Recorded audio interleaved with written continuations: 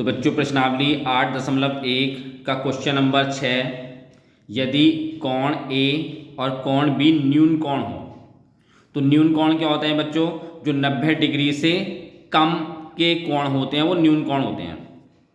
जहां cos ए बराबर cos B, तो दिखाइए कि कोण ए बराबर कोण बी के होगा। ठीक है, तो सबसे पहले हमें इसका चित्र बना के मैं आपको समझाऊंगा कि क्या होना है। तो बच्चों ये हमने त्रिभुज बना लिया, जिसमें हमने क्या करा है कि C को जो है समकोण लिया है।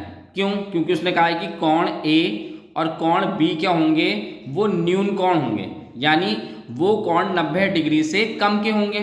तो इसलिए इसे हमने A ले लिया और इसे B ले लिया। आपको ये पता है LAL और KKA लाल बटे कक्का, तो बीच वाला ये हिस्सा होता है किसका? कॉस का। ये साइन का होता है, ये कॉस होता है और ये टेन होता है। तो कॉस क्या होगा? आधार भाग में कर्ण।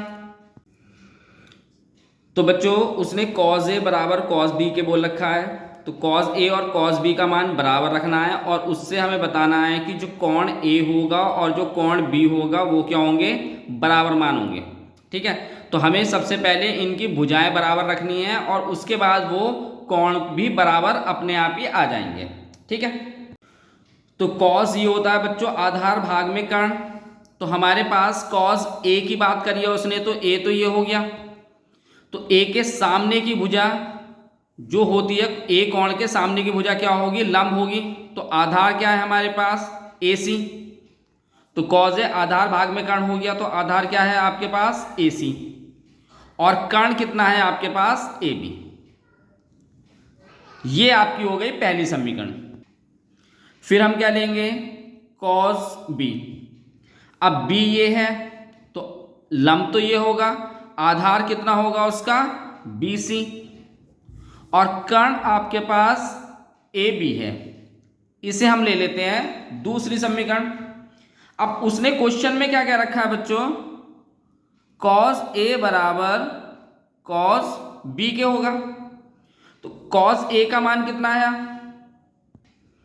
कॉस A का मान आया AC भाग में AB, और कॉस B का मान आया BC भाग में AB। अब बच्चों ये दोनों भुजाएं तो एक जैसी हैं, AB हैं, हम इसको काट लेंगे। तो हमारे पास बचेगा क्या? AC बराबर BC के। AC बराबर किसके बचेगा?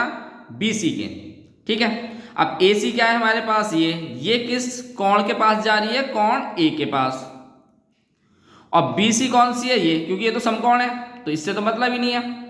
BC किसके पास जा रही है? कोण B के पास, यानी क्या हो गया? कोण B। तो हमारे पास हमें उसने यही पूछा था कि कोण A बराबर कोण B के होगा। तो ये आपका क्वेश्चन नंबर 6 जो है समाप्त हो गया। अगले क्वेश्चन की तरफ चलते हैं।